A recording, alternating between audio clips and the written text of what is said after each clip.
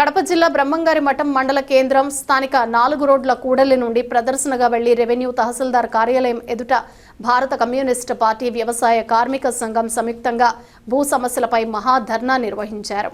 ఈ సందర్భంగా సిపిఎం జిల్లా కార్యదర్శి జి చంద్రశేఖర్ మాట్లాడుతూ భూ సమస్యలపై దృఢమైన విశ్వాసంతో ప్రజలు పోరాడాలని పిలుపునిచ్చారు।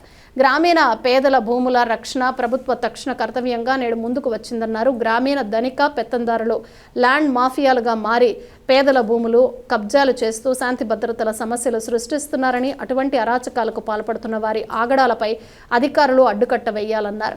గ్రామీణ పేదల జీవనోపాధికి ముప్పు కలిగిస్తున్న పెత్తందారులపై కఠినమైన క్రిమినల్ చర్యలు తీసుకోవాలని వారు డిమాండ్ చేశారు। సోమవారం అధికారులందరూ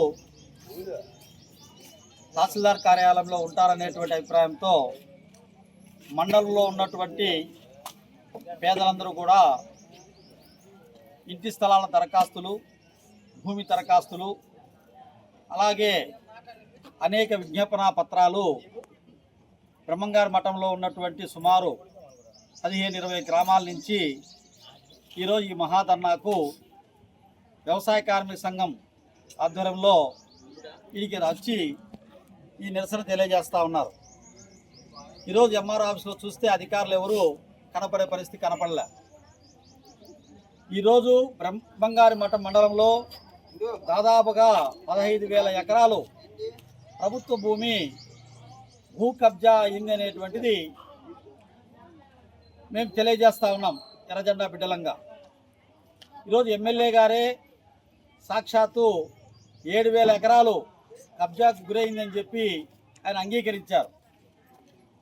ఆయన చెప్పిన ప్రకారమైన ఈ మండలంలో ఉన్నటువంటి భూమి లేని వ్యవసాయ కార్మికులందరికీ కూడా 7,000 మందికి మనిషికి ఎకరా చొప్పున ప్రభుత్వ భూమి ఇవ్వచ్చు।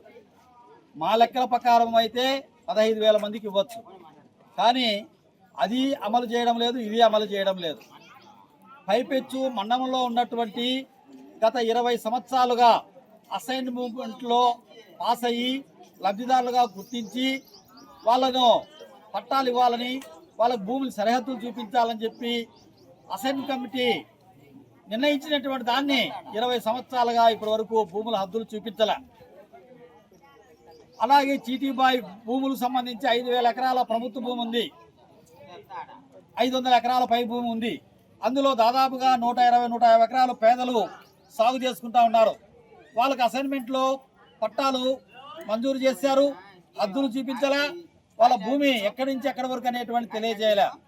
పైపెచ్చు దాదాపుగా 300-400 ఎకరాల ప్రభుత్వ భూమిని భూ కబ్జాదారులు, గ్రామీణ ధనిక పెత్తందారులు ఆక్రమించుకొని ఈరోజు అనేక వాణిజ్య పంటలు వేసుకొని అనుభవించుకుంటా ఉన్నారు।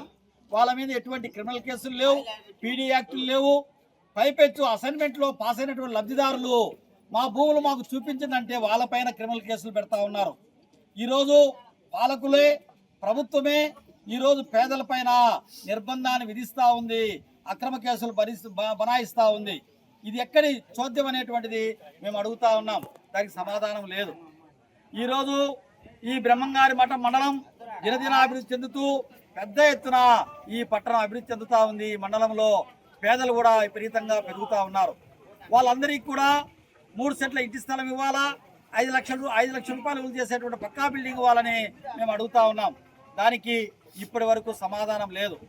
ప్రభుత్వాలు మారుతూ ఉన్నాయి, పార్టీలు మారుతూ ఉన్నాయి, పాలకులు మారుతూ ఉన్నారు, కానీ పేదల పరిస్థితుల్లో, పేదల జీవనంలో ఎటువంటి మార్పు లేదు ఈ మండలంలో అనేటువంటిది మేము చెప్పదలుచుకున్నాం। ఈరోజు ఈ మండలంలో ఉన్నటువంటి నిరుపేదలందరూ కూడా ఎర్రజెండా పట్టి ప్రభుత్వ భూములలో దున్ని పైరు పెట్టి ఈరోజు ఫలసాయం పొందుతూ ఉన్నా కానీ వాళ్ళకు ఈరోజు కూడా పట్టాలు ఇచ్చేటువంటి పరిస్థితి లేదు। పైపెచ్చు ఈ మండలంలో సోలార్